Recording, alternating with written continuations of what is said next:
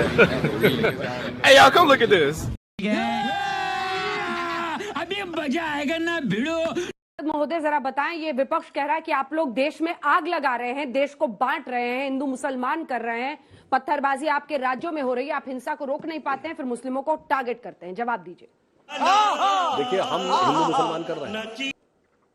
ये जो बोल रहे थे जनाब ओवैसी साहब, ये जाके सबसे पहले क्या बोले थे यूपी में? आपने जनाब गिरिराज सिंह को सुना कि नहीं? नहीं, हम बता रहे हैं उन्होंने क्या बोला था। इनकी पार्टी का नाम है मजलिसे इत्तिहादुल मुसलमीन, यानी मुसलमानों की एकता के लिए समर्पित पार्टी, और वह सेकुलरिज्म के लिए समर्पित है। यदि देश का प्रधानमंत्री कहता था मुस्लिम should have first right over the national resources of India, वो सेकुलरिज्म को समर्पित है।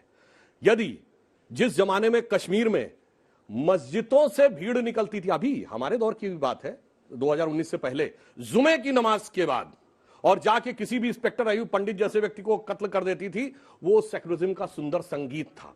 अब दक्षिण का बताता हूं, तमिलनाडु जिले का, तमिलनाडु स्टेट का पेरम्बूर जिला, उसमें कोलतार गांव 70% आबादी मुस्लिमों की हो गई, तो उन्होंने कहा मंदिर में पूजा बंद कर दीजिए, घंटा बंद कर दीजिए, हमारी धार्मिक भावना आहत होती है। कोई सेकुलरिज्म का सूरमा उत्तर से दक्षिण तक बोला हो तो बोलिए, बल्कि तमिलनाडु की सरकार ने मान लिया। फिर मद्रास हाई कोर्ट बीच में आया, उसने कहा यह कोई आधार नहीं बनता कि 70% हो गए इसलिए।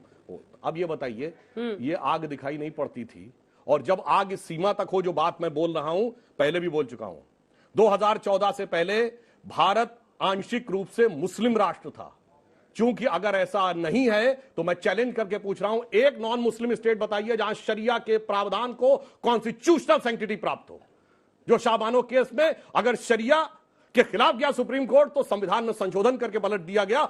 हलाला हो, महरम हो, ट्रिपल तलाक हो, ये सब के सब संवैधानिक दर्जा प्राप्त थे। अगर किसी को आपत्ति, को सेक्युलर देश बता दीजिए जिसमें ये सब चीजों को संवैधानिक दर्जा प्राप्त। अब बताइए आग कहां पे थी?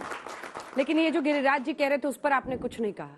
अगर अल्लाह को स्पीकर की जरूरत नहीं है तो हनुमान जी को चालीसा सुनने के लिए स्पीकर की जरूरत है। आप एक और देखिए, अब आप जैसे हनुमान चालीसा में कहते हैं जय हनुमान ज्ञान गुण सागर, हनुमान जी की स्तुति करते हैं।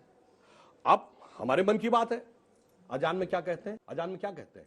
अशहदु इलाहुल्लाह, अल्लाह के अलावा कोई इबादत के लायक नहीं है। अशहदु मोहम्मद रसूलुल्लाह का अर्थ यह हुआ कि रसूल के अलावा, मोहम्मद साहब के अलावा कोई पैगंबर नहीं है। तो जैनों के 24 तीर्थंकरों का अपमान, सिखों के 10 गुरुओं का अपमान, हिंदुओं के 10 अवतारों का अपमान आपके मन में है। घर में आपको प्रॉब्लम अजान से है, लाउड स्पीकर से नहीं है। मतलब अजान से प्रॉब्लम है। भाई मजा आया, और मैं ये जो मजा है हिंदुस्तान के हर व्यक्ति को